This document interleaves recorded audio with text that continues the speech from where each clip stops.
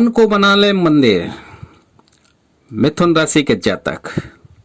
नमस्कार मित्रों, मिथुन राशि के जातकों, आपके जन्म कुंडली के चौथे भाव यानी कि मन के भाव में केतु महाराज गोचर कर रहे हैं।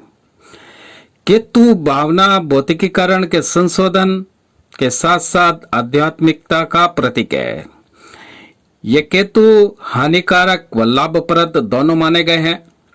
इसको यदि समझ लिया जाए तो लाभप्रद होते हैं, न समझा तो आपके साथ जीवन में क्या हो रहा है ये कभी समझ में नहीं आएगा, क्योंकि भय तो अधिकतर राहु से लगता है ना। केतु से आध्यात्मिकता, वैराग्य, मोक्ष, तांत्रिक आदि को देखा जाता है। केतु अश्विनी मग्गा मूल नक्षत्र के स्वामी है। केतु जिम्मेदारियों, रिश्तों में अरुचि, असंतोष, अलगाव को प्रेरित करता है। इसमें भी शारीरिक, भावनात्मक, मानसिक जरूरतों में अलगाव पैदा करता है। किंतु दूसरी तरफ देखें तो केतु ये करता क्यों है, इसका रीजन क्या है? यदि आप चिंतन करेंगे मानसिक अवसाद से निकल करके तो आपको ज्ञात होगा आपके साथ जो हुआ वो अच्छा ही हुआ है और अच्छा ही है।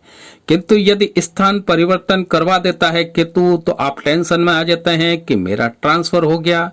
अरे ट्रांसफर के साथ आपकी सैलरी बढ़ी होगी, आपको इंक्रीमेंट मिला होगा, लेकिन आप घबरा क्यों गए? क्योंकि आपका शेड्यूल बिगड़ गया।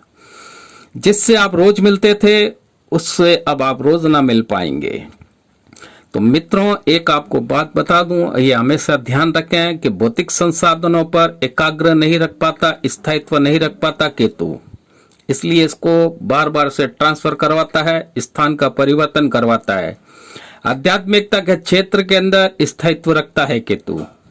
केतु चौथे भाव में जब होता है, घर में कलेश होता है, अलगाव की स्थिति पैदा होती है, व्यक्ति घर से अलग हो जाता है, केतु को दोष देता है।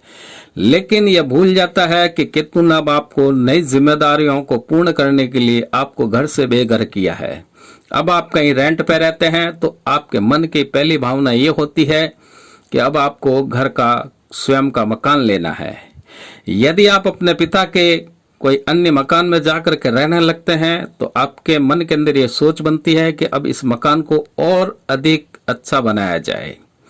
तो अब बात कर ली जाए आपके चौथे भाव में गोचरस्थ केतु की। केतु कर्म व पिछले जन्म की घटनाओं का प्रतिनिधित्व करते हैं।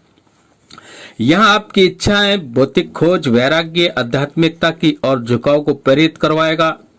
चौथे भाव में गोचरस्थ केतु आपके जीवन शक्ति को संखेरित करने के लिए प्रोत्साहित करेंगे। यदि अब आप नेगेटिव सोच ये बना सकते हैं कि ये जीवन शायद ठीक नहीं जो अभी तक आपने जिया है, क्योंकि हो सकता है आपकी मूल जन्म कुंडली में केतु की स्थिति सुबस्ती ही ना हो, तो आप शारीरिक, भावनात्मक, मानसिक जरूरतों के कारण अलगाव से रूबरू हो सकेंगे, जिससे आपकी आंतरिक शांति भंग होगी व भौतिक आसक्तियों से वैराग्य की इच्छा जागृत होगी।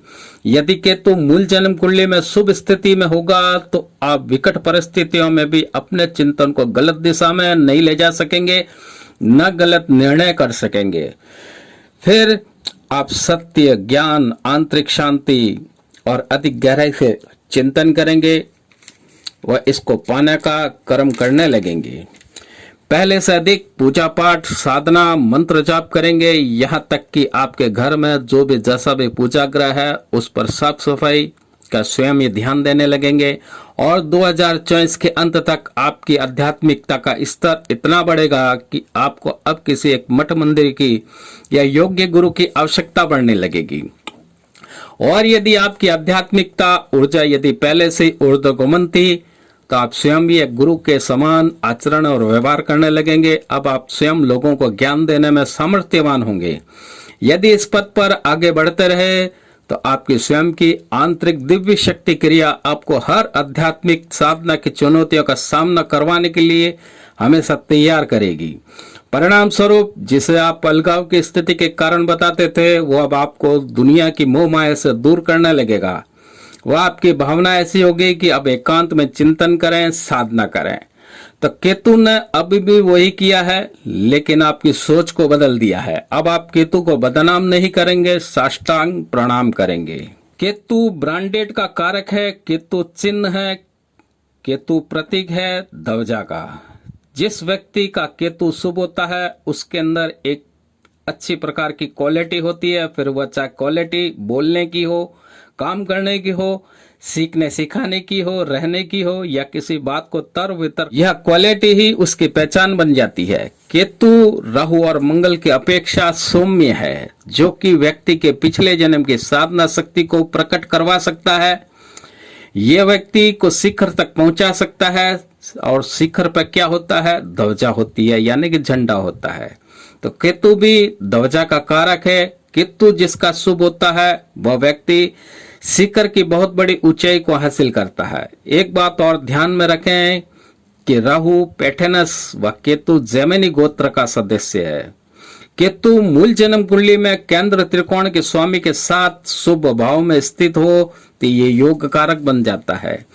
गुरु के साथ नकारात्मक केतु अपंगता का इशारा करता है, जबकि सकारात्मक केतु साधन सहित जिम्मेदारी वाली जगह पर स्थापित करवाता है। मीन का केतु उच्चस्थ माना गया है, कन्या का केतु नकारात्मक माना गया है। मीन राशि के स्वामी गुरु हैं, कन्या राशि बुध की है। गुरु ग्रह ज्ञान और बुध जुबान, तो जुबान और ज्ञान में बहुत अंतर होता है। शनि के साथ केतु अंधकार में विराजमान होता है। गुरु के साथ केतु गुरु की गर्मी का एहसास प्राप्त करता है। वह चंद्रमा के साथ केतु हो तो यह केतु गुरु यानी कि कुल गुरु की मेहरबानी प्राप्त करने के लिए होता है। ऐसे व्यक्ति को धर्म कर्म की आवश्यकता बहुत ज्यादा होती है। ऐसे व्यक्ति को प्रथम पिता की मेहरबानी, उसके बाद कुल गुरु की, अंत में शरीर में विराजमान ज्ञान अर्थात अपने स्वयं के ज्ञान की मेहरबानी प्राप्त करनी होगी। मंगल और केतु दोनों जोशीले ग्रह हैं।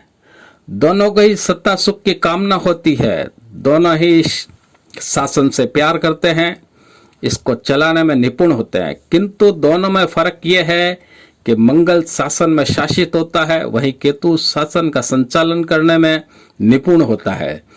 मिथुन राशि के जातकों को केतु की कृपा प्राप्त करने हेतु तो बुधवार के दिन गणेश जी की नियमित रूप से पूजा करनी चाहिए विधि विधान से।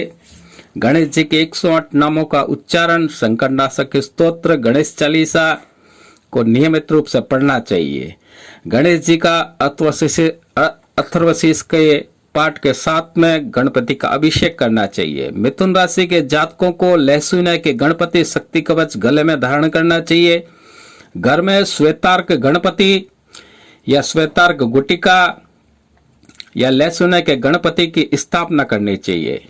अपने गले के अंदर नागौरी अश्वगंधा को अभिमंत्रित कर धारण करना चाहिए। इसके अलावा अश्वगंधा का चूर्ण 1 चम्मच शहद के साथ में नियमित रूप से 3 महीने तक ग्रहण करना चाहिए।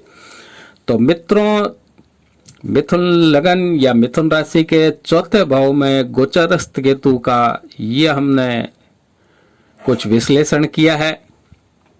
आशा है आपको ये पसंद आया होगा। तो आप हमारे वीडियो को लाइक करें और हमारे चैनल को सब्सक्राइब करें। जय श्री राम।